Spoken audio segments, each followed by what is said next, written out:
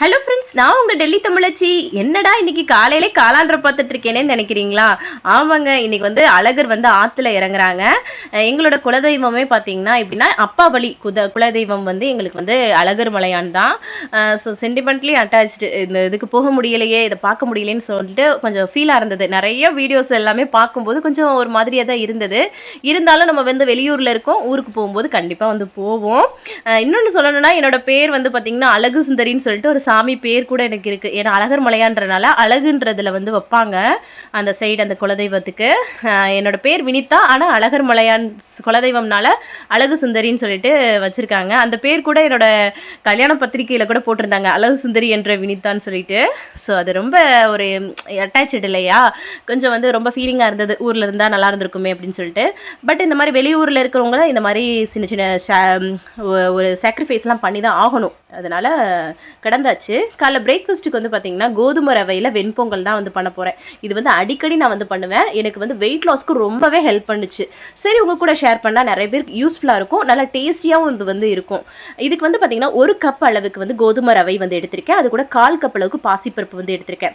இதை ரெண்டையுமே 1 ஸ்பூன் நெய்யில் வந்து பார்த்திங்கன்னா லைட்டாக வறுத்துக்கணும், கொஞ்சம் வந்து வாசம் வர்ற அளவுக்கு. அதுக்கப்புறமா ஒரு 4 கப் அளவுக்கு தண்ணி வந்து சேர்த்துட்டு அதை வந்து கொஞ்சமாக மஞ்சள் தூள் சேர்த்து நல்லா வேக வச்சுக்கலாம்.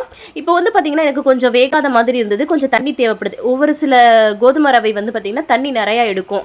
அப்படி தான் வந்து பார்த்திங்கன்னா அதுக்கப்புறமா நான் வந்து பார்த்திங்கன்னா ஒரு 1/4 கப்பு ஒரு 1/2 கப் அளவுக்கு சேர்த்துட்டு நல்லா மிக்ஸ் பண்ணிவிட்டு அதை வேக வச்சுட்டேன். அதுக்கப்புறம் ஒரு மிக்ஸி ஜாரில் 2 ஸ்பூன் அளவுக்கு மிளகு, 1 ஸ்பூன் அளவுக்கு ஜீரகம் வந்து எடுத்து நல்லா பொடியாக வந்து அரைச்சிக்கிறேன். ஒரு பவுடராக அடிச்சிடுறேன். ஏன்னா என்னோட குழந்தைங்க வந்து எடுத்து போட்டுருவாங்க. அதனால் இந்த மாதிரி பவுடராக கொடுத்தோன்னா அதோட சத்துக்கள் எல்லாமே ஃபுல்லாக போகும் இல்லையா. அதனால் 2 ஸ்பூன் நெய்யில் அதை வந்து போட்டு லைட்டாக அதை வந்து கொதிச்சாலே போதும், அவ்வளோதான். ஆஃப் பண்ணிவிட்டு நம்மளோட வெந்து இருக்கிற அந்த கோதுமை ரவை வெண்பொங்கல் அப்படி சேர்த்து மிக்ஸ் பண்ணி விட்டுடலாம், அவ்வளோதான். இது கூட தேவையான அளவு உப்பு வந்து சேர்த்துட்டு நல்லா மிக்ஸ் பண்ணிட்டா வெண்பொங்கல் வந்து ரெடி. ரொம்ப டேஸ்டியாக இருக்கும். அரிசியில் பண்ணுறத விட இந்த கோதுமை ரவை வெண்பொங்கலில் பண்ணுறது ரொம்ப டேஸ்டியாக இருக்கும். ட்ரை பண்ணி பாருங்கள். இது கூட தேங்காய் சட்னி வச்சு அட்டகாசமாக இருக்கும். குழந்தைங்களுக்குமே இதெல்லாம் கொடுத்து இப்போவே பழகுங்க. வெயிட் லாஸ்கில் இருக்கும். நம்ம வந்து பொங்கல்லாம் நிறைய பேருக்கு வந்து பிடிச்சிருக்கும் கண்டிப்பாக. ஆனால் இது வந்து சாப்பிட முடியலேன்னு நினைப்போம். ஆனால் இந்த கோதுமை ரவை வெண்பொங்கல் இதே மெத்தடில் பண்ணுங்கள். இல்லாட்டினா நீங்கள் குக்கரில் கூட பண்ணலாம், 2 விசில் வச்சுக்கலாம். தண்ணி அதுக்கு ஏற்றாப்புல வச்சுக்கோங்க, ரொம்ப டேஸ்டியாக இருக்கும். ஆல்ரெடி நான் வந்து குக்கரில் வைக்கிறதுக்கு ஒரு ரெசிபி வந்து போட்டிருக்கேன், அதையும் செக் அவுட் பண்ணி பாருங்கள். அதுக்கப்புறமா நான் வந்து பார்த்திங்கன்னா இதுக்கு ஒரு நல்ல காம்பினேஷனாக தேங்காய் சட்னி தாங்க, அதுவும் வரமிளகா சேர்த்து அரைச்சா எங்களுக்கு ரொம்ப பிடிக்கும். ஸோ அதனால் வரமிளகா நல்லா காரசாரமாக வந்து வச்சுருக்கோம். நீங்கள் வந்து காரம் சேர்க்க மாட்டிங்கன்னா கம்மியாக வந்து வச்சுக்கோங்க. அதுக்கு ஒரு தாளிப்பு சேர்த்தாச்சு. கருவேப்பிலை வந்து இங்கே வந்து அந்த அளவுக்கு கிடைக்கல, ஸோ அதனால் அதை ஸ்கிப் பண்ணியாச்சு. தம்பிக்கு கோதுமை ரவை வெண்பொங்கல் தேங்காய் சட்னி வச்சு அதுக்கப்புறமா ஆப்பிள் வச்சு அவனுக்கு வந்து பேக் பண்ணி ஸ்கூலுக்கு வந்து கிளப்பி விட்டாச்சு. அதுக்கப்புறமா பூசணிக்காய் வந்து நேற்று வாங்கிட்டு வந்திருந்தோம். இந்த பூசணிக்காய்லாம் வந்து பார்த்திங்கன்னா வெயிட் லாஸ்க்கு ரொம்ப ஹெல்ப் பண்ணும். ஏன்னா இந்த மாதிரி நீர் சத்து உள்ள காய்கள் எல்லாமே நமக்கு வந்து வெயிட் லாஸ்க்கு ரொம்ப ஹெல்ப் பண்ணும்.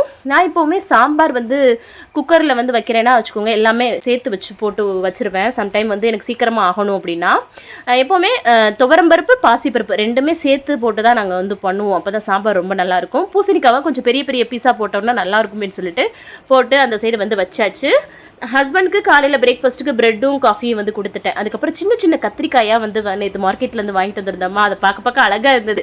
அதை வந்து பொரியல் பண்ணால் ரொம்ப நல்லா இருக்குமே அப்படின்னு சொல்லிட்டு அந்த பொரியலும் வந்து பண்ணிட்டு இருந்தேன். எப்பவும் போல தான் தக்காளி வெங்காயம்லாம் சேர்த்து வதக்கிட்டு பண்ணுவோம் இல்லையா. மசாலா சேர்க்காம காரத்துக்கு வந்து பச்சை மிளகா வரமிளகா ரெண்டுமே சேர்த்துருக்கேன்னா அதுவே நல்லாயிருக்கும். இதுக்கு சின்ன சின்னதாக அந்த மாதிரி நீல வாக்கில் கட் பண்ணிவிட்டு வதக்கணுன்னா சூப்பராக இருக்கும். இதோட டீட்டெயில் ரெசிபி வேணும்னா எனக்கு கமெண்ட்ஸில் சொல்லுங்கள், ஃபியூச்சர் வீடியோவில் கண்டிப்பாக அப்லோட் பண்ணுறேன். ஏன்னா ஒரே வீடியோவில் எல்லா ரெசிபியுமே நம்மளால சொல்ல முடியாது இல்லையா, உங்களுக்கும் போர் அடிச்சிடும். அதனால தான் அம்மாச்சிக்கும் மாமாவுக்கும் நல்லா வந்து அம்மாச்சிக்கு வந்து காலை பிரேக்ஃபாஸ்ட்டுக்கு வந்து கொடுத்தாச்சு. ஹஸ்பண்டுக்கு வந்து லஞ்சுக்கு வந்து பேக் பண்ணி விட்டாச்சு. அதுக்கப்புறமா கத்திரிக்காய் பொரியலும் ரொம்ப சூப்பராக ரெடி ஆயிடுச்சு. அதுக்கப்புறமா நான் வந்து காலைல பிரேக்ஃபாஸ்ட் வந்து சாப்பிட்டேன். இது வந்து காலையில் இதில் வந்து நிறைய ஃபைபர் கண்டென்ட் வந்து இருக்குது. வெயிட் லாஸ்க்கு ரொம்ப ஹெல்ப் பண்ணும். குழந்தைங்களுக்கும் கொடுக்கும்போது நல்ல ஒரு சத்தான ஃபுட்டாக இருக்கும். கண்டிப்பாக வந்து ட்ரை பண்ணி பாருங்கள். அதுக்கப்புறம் இன்றைக்கி வந்து அழகர் வந்து ஆற்றுல வந்து சித்ரா பௌர்ணமி வேற சூப்பராக வந்து சாமியெல்லாம் கும்பிட்டு திருப்தியாக இருந்ததுங்க. அதுக்கப்புறம் அம்மாச்சிக்கு வந்து எப்போவுமே 11 மணி போல் ஒரு காஃபி வந்து கொடுப்பேன். அது கூடவே பார்த்திங்கன்னா அந்த கீர்னி பழம் வந்து இருந்தது, அதையும் கட் பண்ணி கொடுத்துட்டு வந்துடலான்னு சொல்லிட்டு போனேன். அதுக்கப்புறமா கொடுத்துட்டு வந்ததுக்கப்புறம் நாங்கள் வந்து பார்த்திங்கன்னா ஸ்கூலுக்கு தம்பியை கூப்பிடுறதுக்காக கிளம்பிட்டோம். 12 மணிக்கு அவனுக்கு வந்து முடிஞ்சிரும். சின்ன பையன் எவ்வளோ ஆர்வமாக இருக்கான் பாருங்க வெளில போகிறதுக்கு. அதுக்கப்புறமா ஒரு ஆட்டோ பிடிச்சி தான் போனாங்க. ரோட்டில் பாருங்கள் எவ்வளோ பேர் இந்த மாதிரி படுத்திருக்காங்க. இவங்க எல்லாமே வெளிநாட்டுக்காரவங்க. அவங்க நாட்டுக்கு போக முடியாமல் தவிக்கிறவங்க இந்த மாதிரி ஒரு ஆஃபீஸ் முன்னாடி படுத்துட்டு இந்த மாதிரி ஹெல்ப் வந்து கேட்குற மாதிரி இருக்குது அந்த இடத்த பார்க்கும்போதே. சரி ஸ்கூலுக்குலாம் போயிட்டு வந்துட்டு மற்ற வேலைகளை பார்க்கலாம். தம்பியை வந்து குளித்து ஃப்ரெஷ்அப் பண்ணி விட்டேன். ஏன்னா காலையில் 7:30 மணிக்கெலாம் ஸ்கூலு அவனுக்கு. அதனால் வந்து அவர் வந்து சூப்பராக குளித்து ஃப்ரெஷ்அப் பண்ணி விட்டாச்சு. ஏன்னா வெயில் ஆரம்பிச்சிருச்சு இல்லையா, ரொம்ப இதுவாக இருக்குது. அதுக்கப்புறமா அவனுக்கு நாங்கள் சாமி கும்பிடும்போது வெள்ளை இல்லை, அதனால் வந்து பார்த்திங்கன்னா துண்ணூறு பூசி விட்டேன். இவரும் வந்து பார்த்திங்கன்னா ஆண் காமிக்கிறாரு பாருங்க, நெத்தியை கூட காமிக்கலை. வாயில் வச்சு விடணும் உங்களுக்கு. நம்மளே சின்ன பிள்ளைல அப்படி தான் இருப்போம். துண்ணூறு திங்காதவங்க யாருமே இருந்திருக்க முடியாது. அதில் வேறு சூப்பர்னு வேறு சொல்லிக்கிறாரு பாருங்க. இவரோட குறும்புத்தனம் அதிகரிச்சுட்டே இருக்குது. அதுக்கப்புறம் வெளியில் வந்து பார்த்திங்கன்னா நல்லா கழுவி விடுவோன்னு சொல்லிட்டு கழுவிட்டு இருந்தேங்க. ஏன்னா ரொம்ப டஸ்ட்டு, காற்று ரொம்ப வந்து வீசிட்டு இருந்தது. நல்லா வெயில் வேறு இருக்குது பாருங்கள். அதுக்கப்புறமா அம்மாச்சி வந்து பார்த்திங்கன்னா மீன் குழம்பு வந்து கொடுத்துருந்தாங்கங்க. அவங்க வந்து ஃப்ரை பண்ணிவிட்டு மீன் குழம்பு வந்து கிரேவி மாதிரி பண்ணுவாங்க ஆஃப்ரிக்கா ஸ்டைலில், அது கொடுத்துருந்தாங்க. சரி அதை சூடு பண்ணிவிட்டு சூப்பராக சாப்பிட்லாமேன்னு சொல்லிட்டு மீன், அது கூட கத்திரிக்காய் பொரியல், சாம்பார்லாம் வச்சு சூப்பராக சாப்பிட்டேங்க. செம்ம டேஸ்டியாக இருந்தது. அவங்களோட ஃப்ளேவர்ஸும் நல்லா இருக்குங்க. காரம் அந்த அளவுக்கு இருக்காது அந்த ஆஃப்ரிக்கா ஃபுட்டில், பட் வந்து டேஸ்ட் வந்து நல்லாயிருக்கும். அம்மாச்சி வந்து நல்லா பண்ணுவாங்க. நான் வந்து சூப்பராக வந்து திருப்தியாக சாப்பிட்டேன். அதுக்கப்புறம் அம்மாச்சிக்கு வந்து பார்த்திங்கன்னா மோர் சாதம் மாதிரி, இந்த வெயில் காலம் ஆரம்பித்தாலே அவங்க அதை தான் வந்து விரும்புவாங்க. அது கூட கத்திரிக்காய் பொரியல் வச்சு கொடுத்தேன்.